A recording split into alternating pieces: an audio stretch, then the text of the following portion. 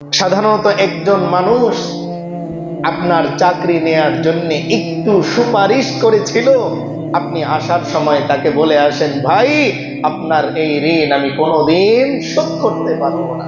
আপনার ছেলে একটা কলেজে চান্স পাচ্ছে না, ওই জায়গায় কেউ একজন সুপারিশ করে আপনার ছেলেকে ভর্তির কাজে সাহায্য করলো, আপনি আসার সময় বলে আসেন, আপনার এই ঋণ আমি কোনোদিন শোধ করতে পারবো না।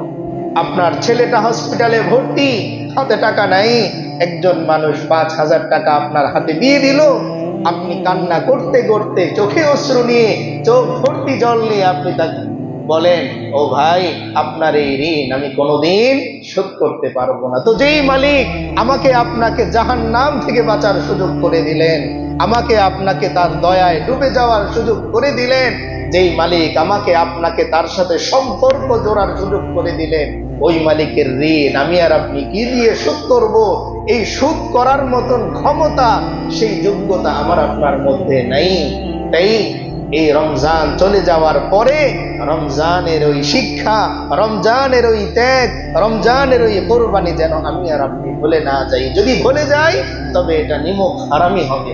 কারণ আমার মালিক বহু মানুষকে রমজানের আগেই হায়াত শেষ করেছেন, তারা কবরবাসী হয়েছে, প্রথম রমজান তাদের কবরে কেটেছে। কিন্তু আমি আর আপনি কোনো ধরনের সুপারিশ ছাড়াই, কোনো ধরনের অ্যাপ্লিকেশন ছাড়াই আল্লাহর পক্ষ থেকে এমন এক মহিমান্বিত মাস আমরা পেয়েছিলাম।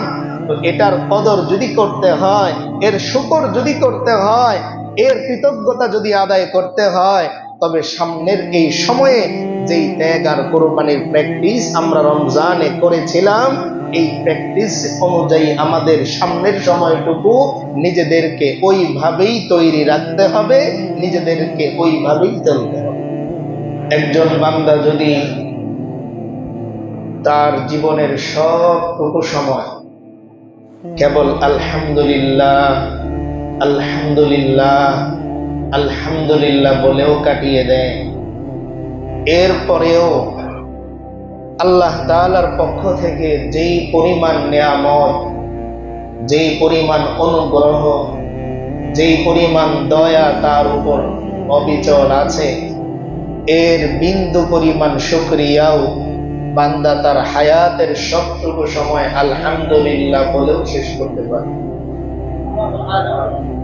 কেবল এই যে আমরা একটি রমজান মাস পেয়েছিলাম, অন্যান্য সব নিয়ামত আপনি এক পাশে রাখেন, কেবল একটা রমজান যে আল্লাহ তাআলা আমাদেরকে দান করেছিলেন, এই এতটুকু মেহেরবানির শুকরিয়া যদি আমি আর আপনি আমার জীবনের, আপনার জীবনের 70 বছরের সবটুকু সময় সিজদায় পড়ে থাকি, এরপরেও এর শুকরিয়া কোনোদিন আদায় করে কি করতে পারবো না, আমরা শেষ করতে পারবো।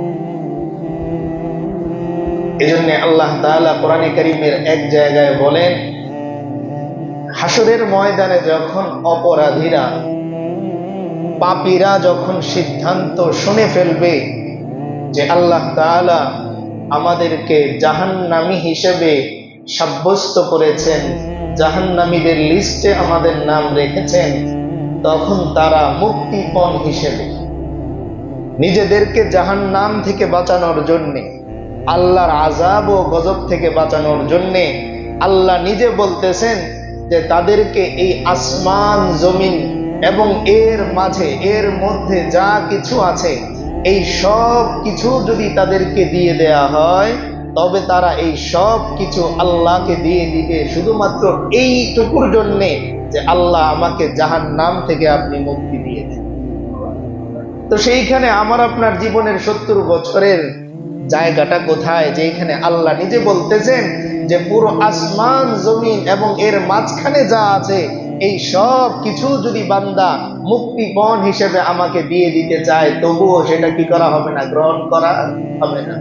সেখানে এক রমজানে আমাকে আপনাকে জাহান্নাম থেকে যেই মালিক মুক্তি দেওয়ার সুযোগ করে দিলেন, যেই এক রমজানে আমাকে আপনাকে আমার রব আবার তার রহমতের দৃষ্টিতে পড়ার জন্য সুযোগ করে দিলেন, যেই মালিক আমাকে আপনাকে আগে জাহান্নামীদের লিস্টে নাম থাকার পরে সেই নামটা জাহান্নামীদের লিস্ট থেকে কাটিয়ে জান্নাতি লিস্টে ওঠানোর সুযোগ যেই মালিক আমাকে আপনাকে করে দিলেন, ওই মালিকের শুকর আজীবন যদি আমরা সিজদায় পড়ে থাকি তবুও কি হবে না, শেষ করা। সাধারণত একজন মানুষ আপনার চাকরি নেয়ার জন্য একটু সুপারিশ করেছিল, আপনি আসার সময় তাকে বলে আসেন, ভাই আপনার এই ঋণ আমি কোনোদিন শোধ করতে পারবো না। আপনার ছেলে একটা কলেজে চান্স পাচ্ছে না, ওই জায়গায় কেউ একজন সুপারিশ করে আপনার ছেলেকে ভর্তির কাজে সাহায্য করলো, আপনি আসার সময় বলে আসেন, আপনার এই ঋণ আমি কোনোদিন শোধ করতে পারবো না। আপনার ছেলেটা হসপিটালে ভর্তি, হাতে টাকা নাই, একজন মানুষ 5,000 টাকা আপনার হাতে দিয়ে দিল, আপনি কান্না করতে করতে চোখে অশ্রু নিয়ে, চোখ ভর্তি জল নিয়ে আপনি তাকে বলেন, ও ভাই আপনার এই ঋণ আমি কোনোদিন শোধ করতে পারবো না। তো যেই মালিক আমাকে আপনাকে জাহান্নাম থেকে বাঁচার সুযোগ করে দিলেন, আমাকে আপনাকে তার দয়ায় ডুবে যাওয়ার সুযোগ করে দিলেন, যেই মালিক আমাকে আপনাকে তার সাথে সম্পর্ক জোড়ার সুযোগ করে দিলেন, ওই মালিকের ঋণ আমি আর আপনি কি দিয়ে শোধ করব? এই শোধ করার মতন ক্ষমতা, সেই যোগ্যতা আমার আপনার মধ্যে নাই। তাই এই রমজান চলে যাওয়ার পরে রমজানের ওই শিক্ষা, রমজানের ওই ত্যাগ, রমজানের ওই কোরবানি যেন আমি আর আপনি ভুলে না যাই। যদি ভুলে যাই তবে এটা নিমক হারামি হবে। কারণ আমার মালিক বহু মানুষকে রমজানের আগেই হায়াত শেষ করেছেন, তারা কবরবাসী হয়েছে, প্রথম রমজান তাদের কবরে কেটেছে। কিন্তু আমি আর আপনি কোনো ধরনের সুপারিশ ছাড়াই, কোনো ধরনের অ্যাপ্লিকেশন ছাড়াই আল্লাহর পক্ষ থেকে এমন এক মহিমান্বিত মাস আমরা পেয়েছিলাম। তো এটার কদর যদি করতে হয়, এর শুকর যদি করতে হয়, এর কৃতজ্ঞতা যদি আদায় করতে হয়, তবে সামনের এই সময়ে যেই ত্যাগ আর কোরবানির প্র্যাকটিস আমরা রমজানে করেছিলাম, এই প্র্যাকটিস অনুযায়ী আমাদের সামনের সময়টুকু নিজেদেরকে ওইভাবেই তৈরি রাখতে হবে, নিজেদেরকে ওইভাবেই চলতে হবে। কিন্তু বড় দুঃখের বিষয়, রমজান থেকেই আস্তে আস্তে সংখ্যা কমতে শুরু করে। আমরা রমজানে এই বিষয়ে সামান্য বলেছিলাম যে প্রথম দিন, প্রথম তারাবিতে ইমাম সাহেব আসারও কি পান না, সুযোগ পান না, এত বেশি ভিড় হয়। 2 মিনিট দেরি যদি করে তো ইমাম সাহেব আসারও কি পান না, সুযোগ পান। আবার শেষে 26-এর রাতে 27 যখন হয় তখন আবার আসার সময় ইমাম সাহেব কি পান না, সুযোগ পান না। আর মাঝখানে ইমাম সাহেবের অপেক্ষা করতে হয় যে আরেকটু দাঁড়ালে মুসল্লি কি বাড়বে কিনা। তো আমরা তো রমজান থেকেই মালিককে ভোলা শুরু করে দিই। এই জন্যেই এই আলোচনা করতে হয় রমজানের পরে আবার, যে আমি যেন আমার শিক্ষাটা ধরে রাখি। আমাদের সমাজে বিভিন্ন কোর্স যারা করে, আপনি ইংলিশ স্পোকেন কোর্স করলেন, 1 মাস চর্চা ছেড়ে দিবেন, আবার যেই সেই। আপনি বাংলা চর্চা করলেন, 1 মাস প্র্যাকটিস ছেড়ে দিবেন, আবার যেই সেই। আপনি ইঞ্জিনিয়ারিং নিয়ে পড়াশোনা করলেন, এরপর অটো চালাবেন, তো আপনার ইঞ্জিনিয়ারিং নিয়ে যে পড়াশোনা, যে ব্রেন তৈরি হয়েছিল সেটা শেষ হয়ে যায়। ঠিক তেমনি রমজানে যে আমরা তাকওয়ার প্র্যাকটিস করলাম, গুনাহ ছাড়ার প্র্যাকটিস করলাম, কোরআন তেলাওয়াত করার প্র্যাকটিস করলাম, মিথ্যা ছাড়ার প্র্যাকটিস করলাম, হালাল উপার্জন করার প্র্যাকটিস করলাম, গীবত ছাড়ার প্র্যাকটিস করলাম, সমালোচনা ছাড়ার প্র্যাকটিস করলাম, অন্যের উপকার করা আমরা শিখলাম।